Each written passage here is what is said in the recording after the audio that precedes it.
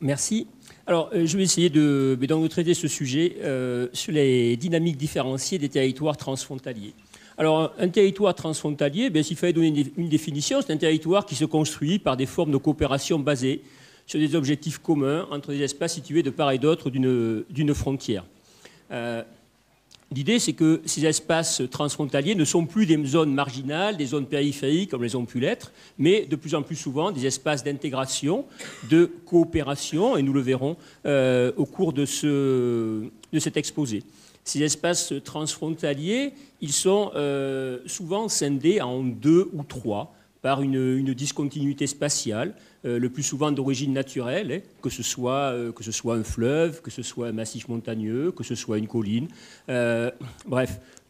Et aujourd'hui, on va s'intéresser donc à cette question sur quels sont les vecteurs d'intégration internationaux entre ces espaces bordiers. Alors, dans un premier temps, il faut s'intéresser un peu au paradigme de cette frontière, à savoir quel est le statut frontalier de la France. Alors, comme vous le voyez ici, la France a à peu près un peu moins de 3000 km de frontières métropolitaines avec d'autres États. Pour une bonne partie des frontières, ce sont des données kilométriques qui sont assez proches, 623 km avec l'Espagne, 515 avec l'Italie, 620 avec la Belgique. Donc on est sur des linéaires frontaliers à peu près de taille identique. Et puis on a quelques frontières qui sont beaucoup plus petites, comme celles de Monaco, de l'Andorre et du Luxembourg. On pourrait presque dire que le tracé frontalier est inversement proportionnel. La longueur du tracé frontalier est bien souvent inversement proportionnelle à l'intensité des flux qui les traversent. À savoir, ce n'est pas parce que le tracé frontalier est long que les flux sont importants, bien au contraire.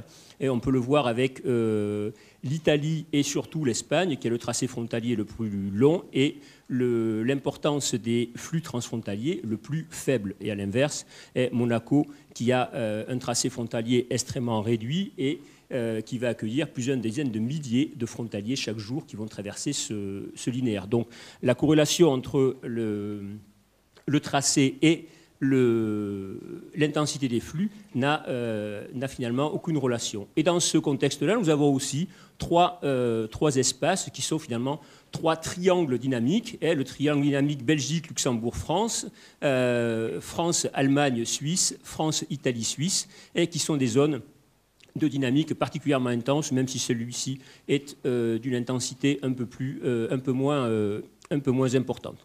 Dans les territoires ultramarins, finalement, le seul, je suis retenu que celui-ci, le seul territoire ultramarin que nous ayons avec des frontières importantes, c'est la Guyane qui partage ses frontières avec le Suriname et le Brésil.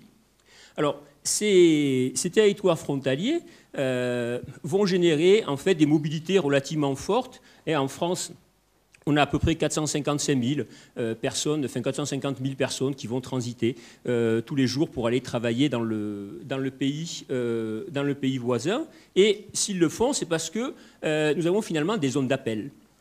Nous avons des zones d'appel, à savoir que lorsque vous regardez la carte ici du PIB par habitant selon les NUTS de l'Union européenne, on voit clairement qu'une bonne partie des régions frontalières françaises ont un PIB par habitant inférieur à la moyenne européenne. Et par contre, à partir de la Méditerranée, ici jusqu'à la mer du Nord, la quasi-totalité des régions frontalières situées à l'étranger, qu'elles soient italiennes, suisses, allemandes, luxembourgeoises et pour une partie des régions belges, ont un PIB par habitant nettement supérieur. Et on va donc trouver ici une zone d'appel manifeste, à savoir que les revenus disponibles dans ces régions-là vont générer l'arrivée de frontaliers en quantité relativement importante.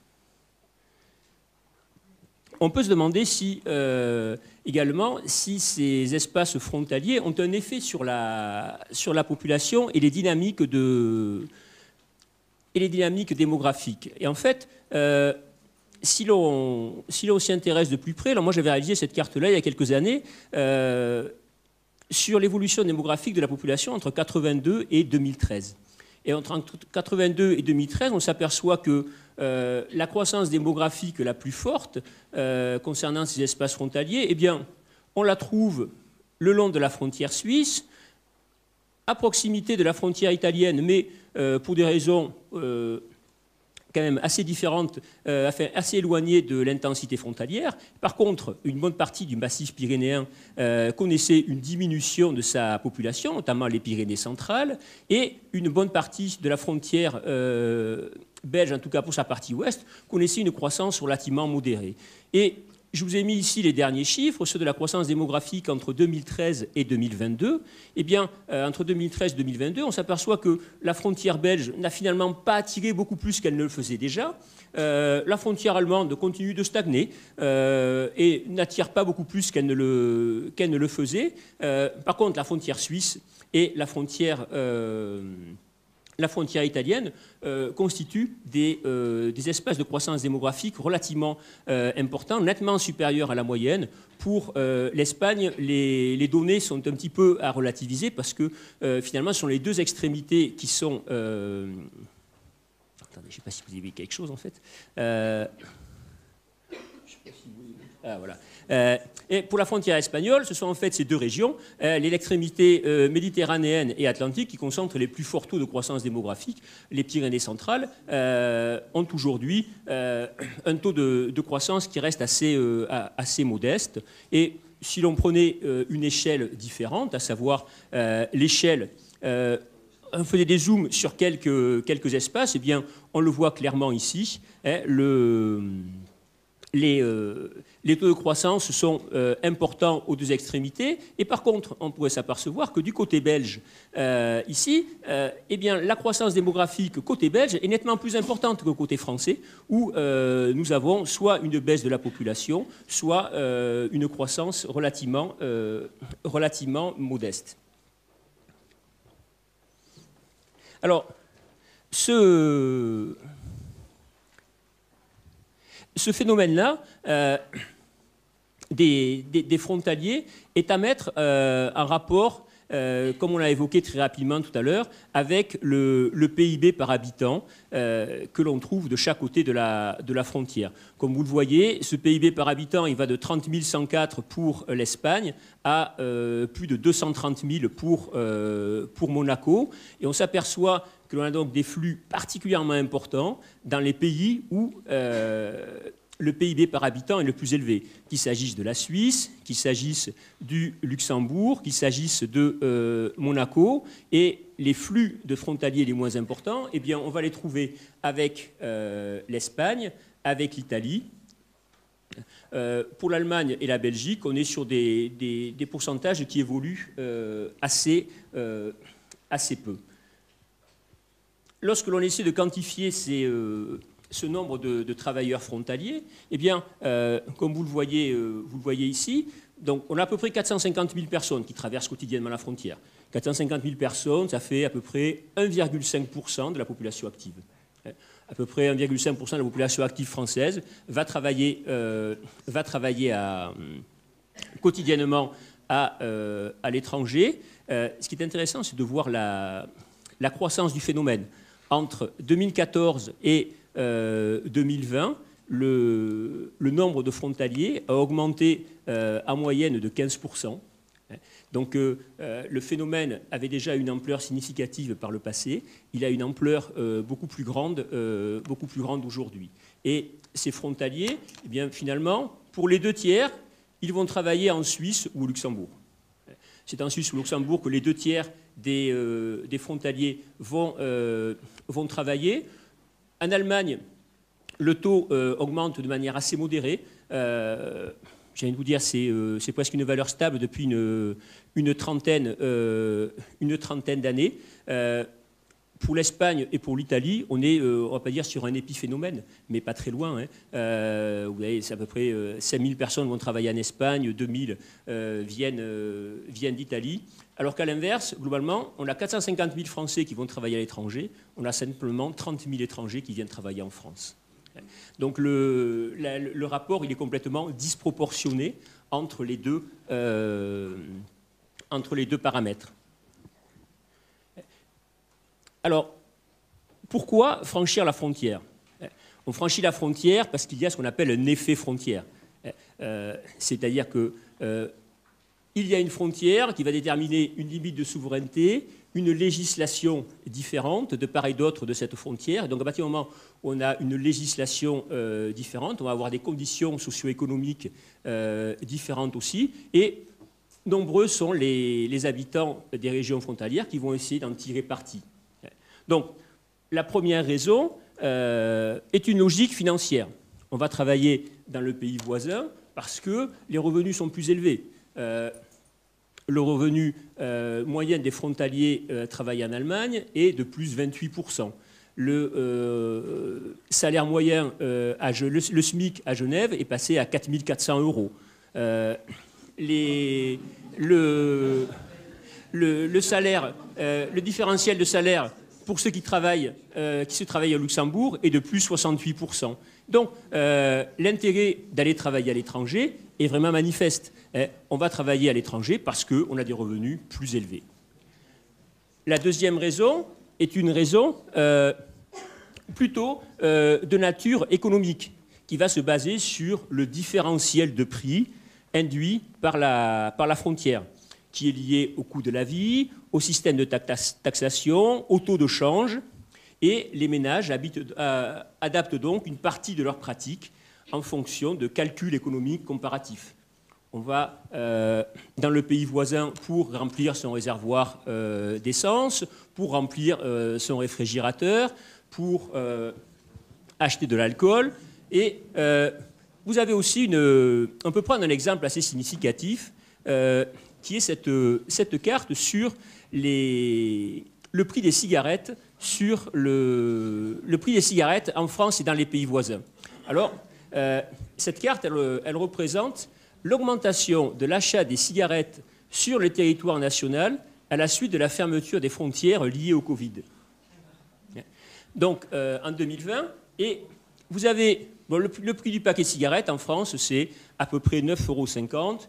On consomme 1,5 milliard de paquets par an. Et vous le voyez, les cigarettes sont partout moins chères ailleurs dans les pays frontaliers. Et lorsque l'on a fermé les frontières, eh bien, vous apercevez que dans les espaces frontaliers, eh bien, le taux d'achat des cigarettes a augmenté par certains endroits de augmenté de 100%.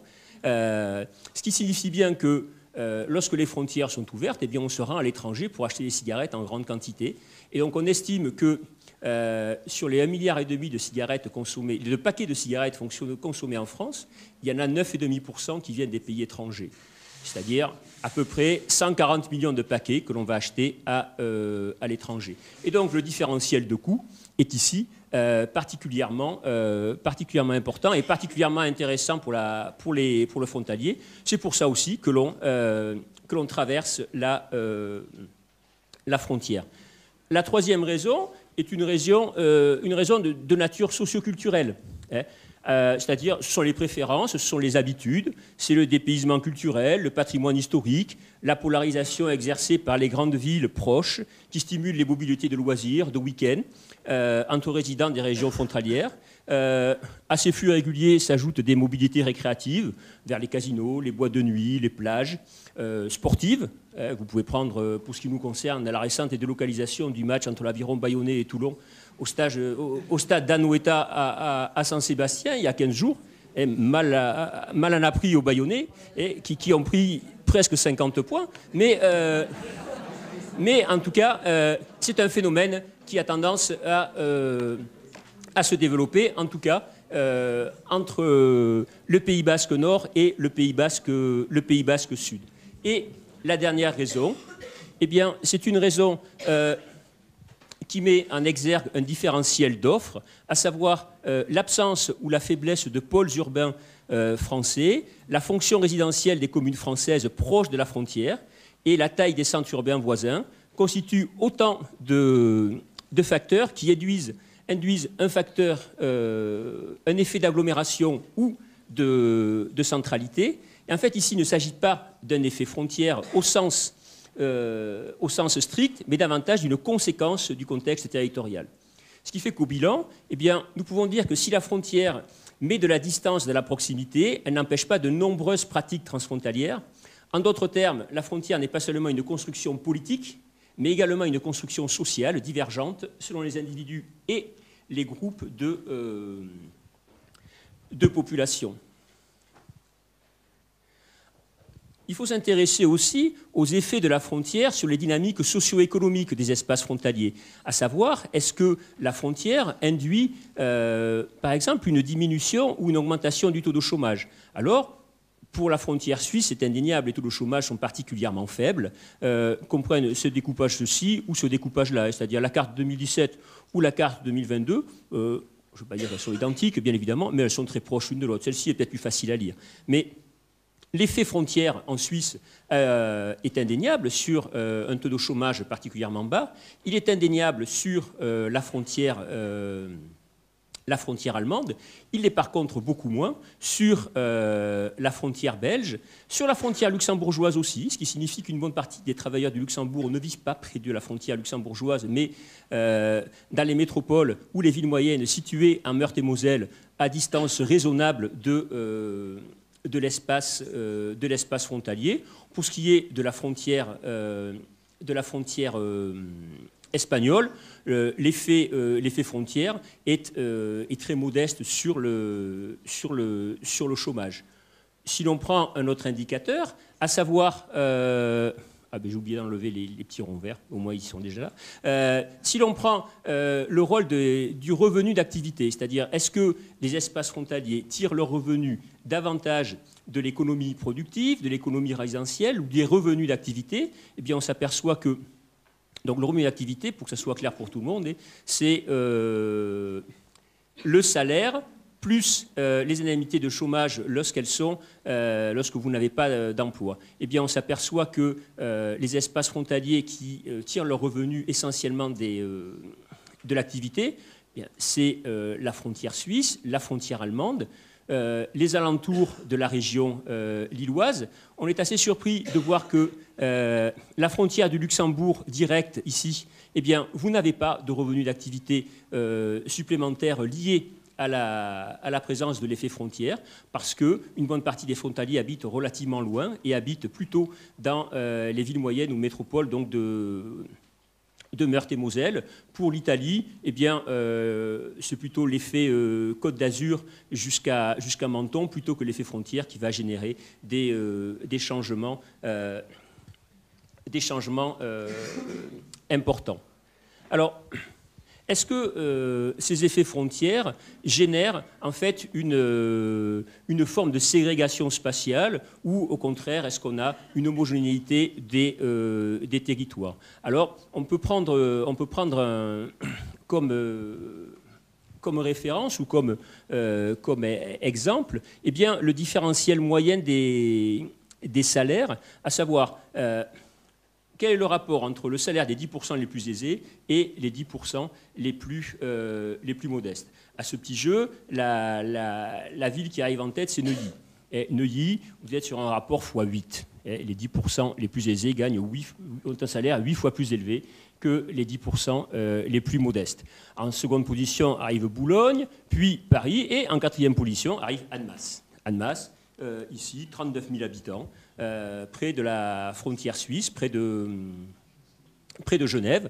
Ici, eh bien, vous êtes un rapport de 5,4, à savoir que les habitants d'Annemasse ont un salaire qui est 5,4. Les 10% les plus élevés ont un salaire 5,4 fois plus élevé que les 10% les plus modestes. Et le salaire moyen à Annemasse est de 57 000 € par foyer, à savoir un revenu par foyer nettement supérieur à la moyenne nationale. Et lorsqu'on s'intéresse à savoir qui travaille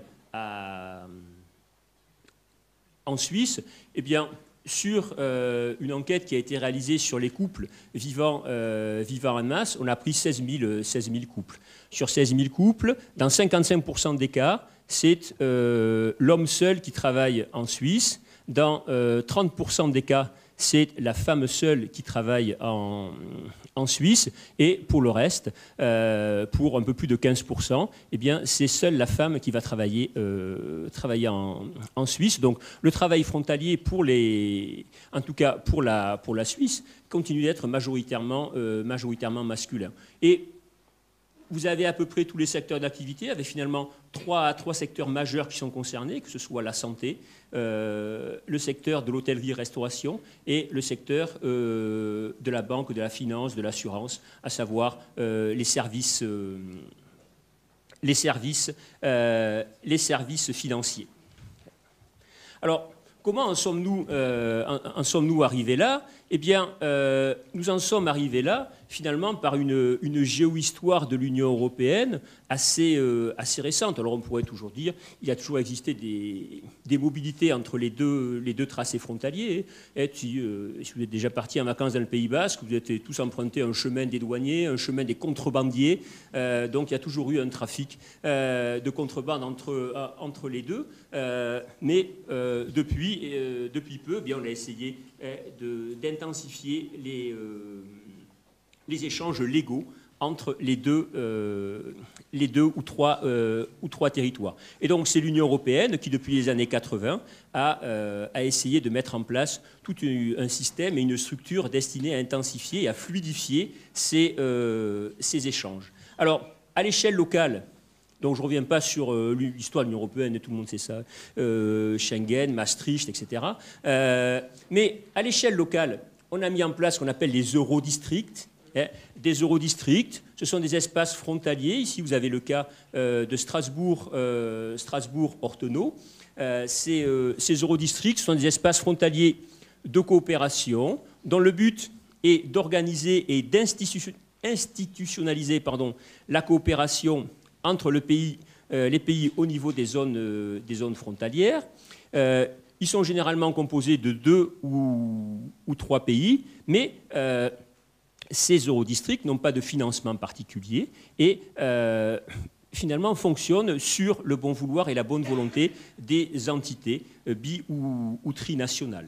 Nous avons ensuite des eurocités, comme Lille ou Strasbourg, et nous avons ensuite des coopérations interrégionales via le système des eurorégions. La France participe à 14 eurorégions, dont 5 en Outre-mer. Et au sein des eurorégions, eh bien, les structures frontalières impliquent forcément un partenariat bi- ou tri-national. Et lorsque l'on regarde de plus près, vous avez certains départements, comme les Pyrénées-Atlantiques notamment, qui, au sein de ces eurorégions, vont en plus financer des formes de coopération. Pour les Pyrénées-Atlantiques, vous en avez 3. C'est la coopération sportive entre les échanges des deux côtés de la frontière. C'est la coopération linguistique, avec l'enseignement de la langue basse. Et c'est aussi une coopération qui a un petit peu du mal à voir le jour entre le port de Bayonne et le port de Passajes, situé à Saint-Sébastien. Alors les deux sont moribonds, ils ont un trafic de 2,5 millions de tonnes. Il n'y en a pas un des deux qui veut lâcher prise. Et donc la coopération a quand même pas mal de mal à voir le jour. Mais vous avez pas mal de travaux qui sont réalisés et d'incitations étatiques et régionales pour aboutir à une forme de coopération la plus importante possible. Et depuis ces différents accords, eh bien, la mobilité des travailleurs a été très largement facilitée. Alors, cette communication, eh bien, elle est finalement pratique et de plus en plus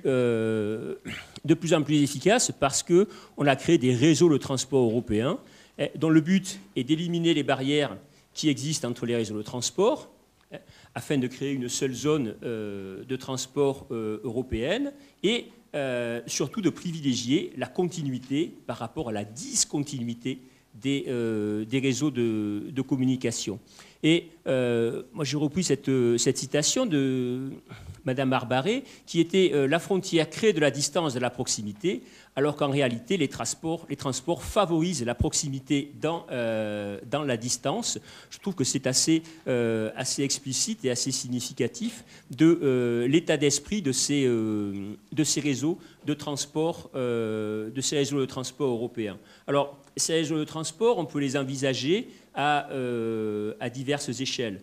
On a ces fameux réseaux de transport qui sont des corridors de transport européens ici et qui permettent de traverser toute l'Europe avec des systèmes autoroutiers, des systèmes de LGV particulièrement efficaces si l'on décide de se déplacer en voiture. Bon, vous verrez, je vous ai mis sur le PowerPoint tout un zoom sur différentes régions avec des espaces qui sont beaucoup plus fréquentés que d'autres en fonction des réseaux de communication qui sont disponibles et accessibles pour la population. Mais outre ces réseaux de transport routiers, ce sont surtout en fait les réseaux de transport en site propre qui ont tendance aujourd'hui à se développer et que l'on essaie d'intensifier le plus possible. Alors ces réseaux de transport en site propre, lesquels sont-ils? Globalement, on peut en identifier plusieurs. Le premier, bien, c'est la création du RER Léman Express, c'est-à-dire le premier RER transfrontalier, et comme vous le voyez, qui dessert la France et qui borde ainsi le lac. Ici, il connecte plus de 1 million de personnes.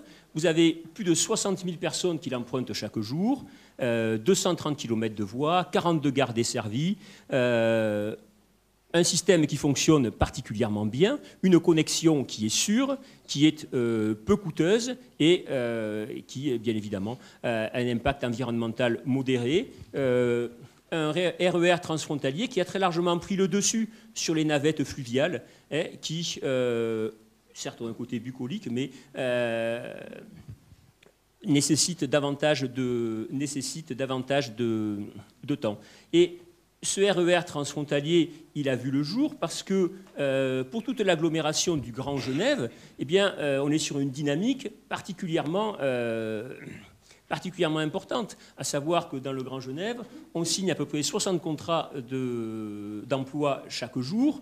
C'est une agglomération qui, depuis 1990, a grossi de 250 000 habitants. Et vous arrivez, c'est peut-être l'une des métropoles, enfin, peut-être des agglomérations ou des métropoles les plus dynamiques d'Europe. Vous êtes sur une dynamique que pas grand monde ne connaît aujourd'hui, et ce RER est arrivé à point nommé. C'est un bel exemple de coopération transfrontalière.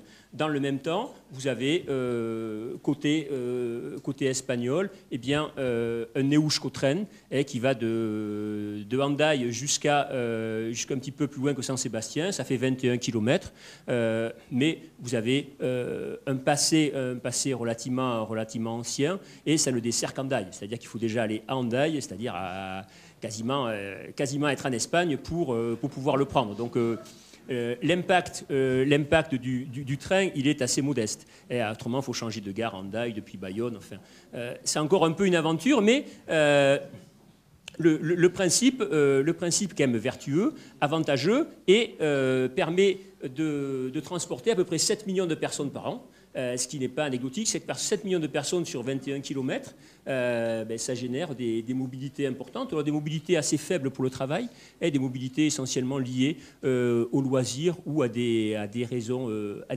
plutôt fonctionnelles.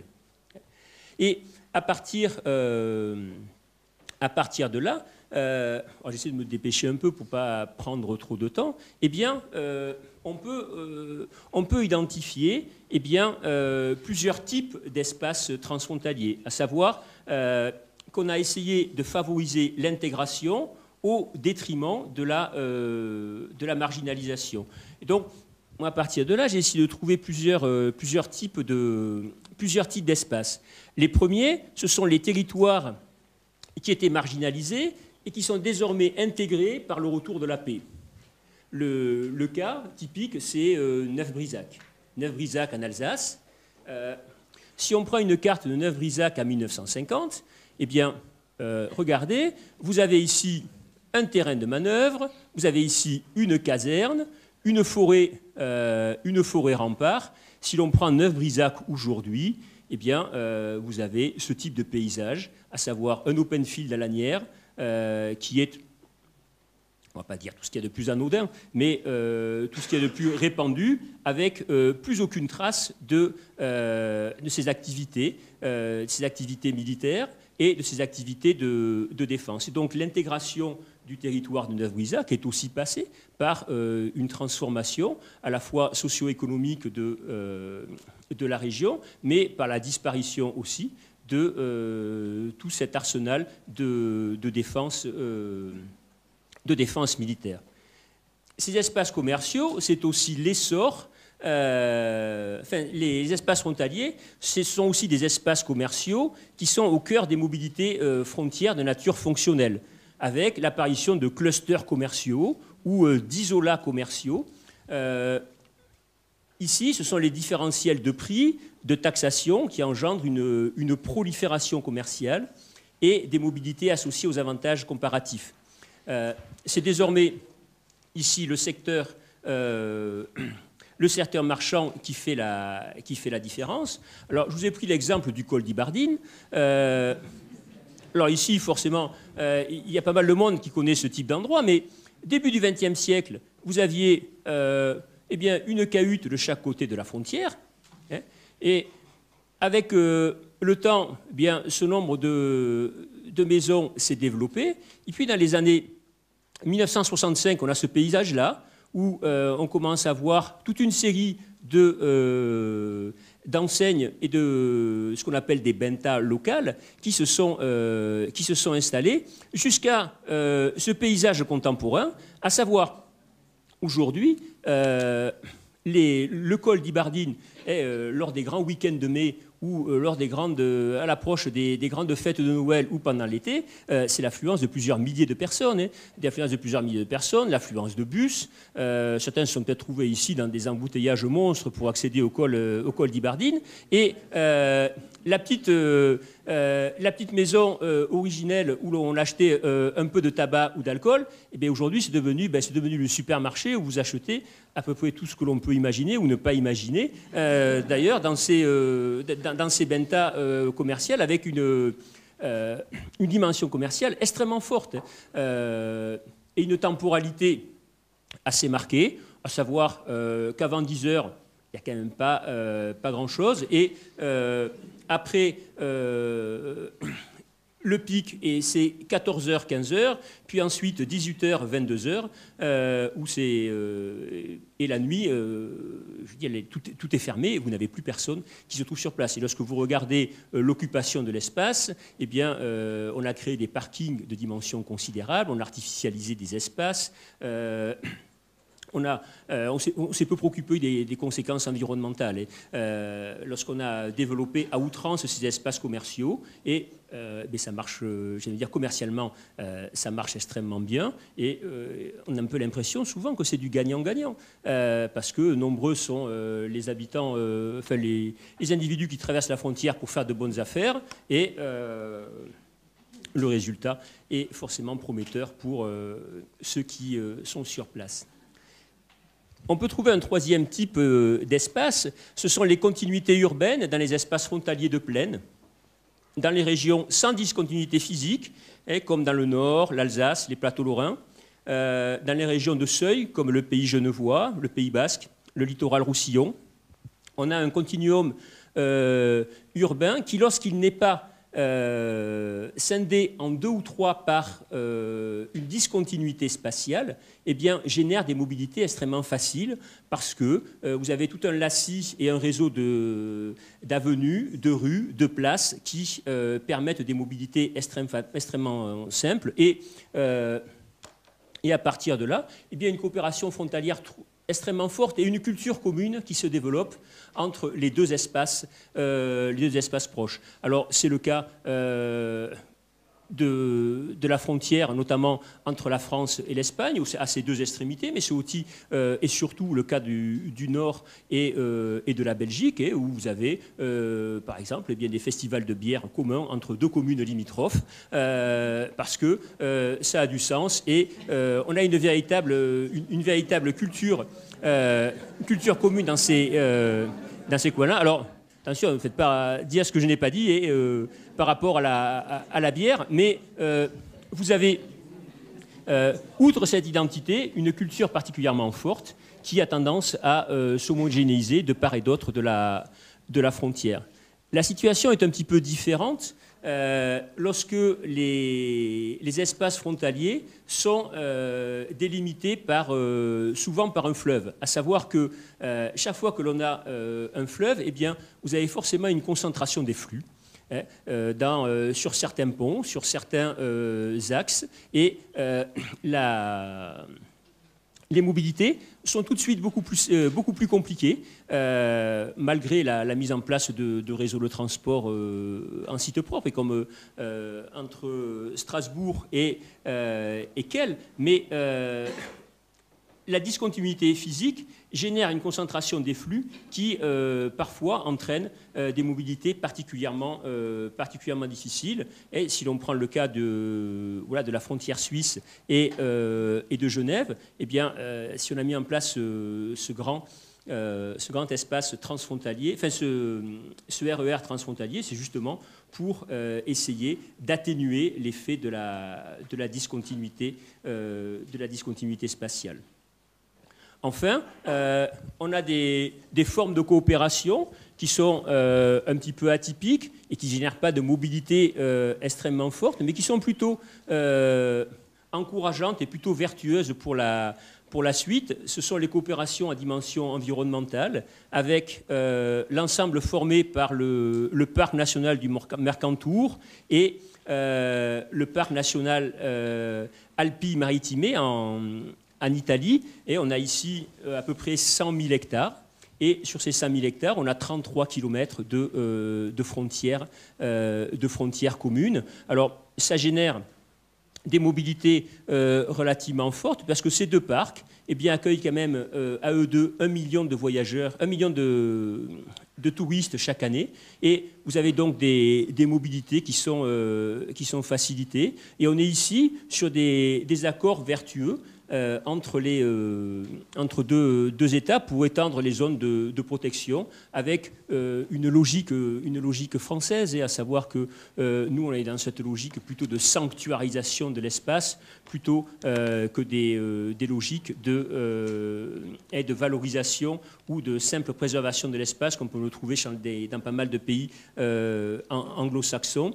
Et enfin, pour ce qui est de la frontière de la Guyane, eh bien, pour la frontière de la Guyane, vous avez un excellent article sur Géoconfluence qui fait une part significative à l'incertitude du tracé de la frontière guyanaise. Et vous avez à la fois le tracé officiel, et puis vous avez aussi une vue de Google Earth, et où vous avez des îles qui sont parfois du côté français, puis parfois du côté du pays voisin. Et le défi pour